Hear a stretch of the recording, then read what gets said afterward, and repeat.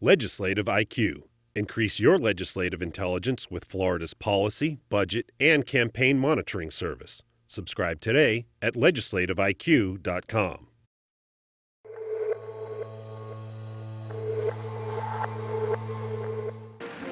As Joe Biden walked onto the stage at Florida State University in 2012, he stopped briefly to chat with the college students on the riser.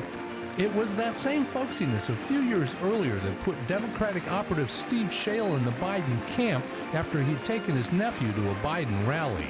The vice president walked into a room, he put my nephew in a headlock, he, gave him a noogie on his head, and just, I realized very quickly he's a very real, genuine guy. There are not a lot of people like him. Schale, who's a Tallahassee resident, ran both of President Obama's Florida campaigns. His involvement began in August with an offhanded remark to a New York Times reporter. I got arguing with a New York Times reporter about whether or not he could put together a real campaign.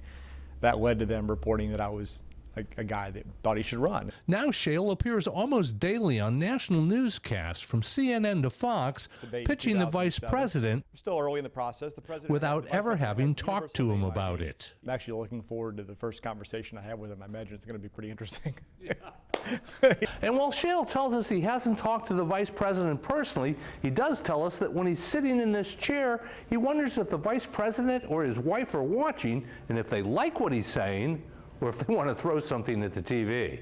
Schale doesn't know if there's a place for him in a Biden campaign, and if there is no campaign, no one can blame Steve Schale for a lack of tenacity. Reporting from the state capitol, I'm Mike Vassalinda.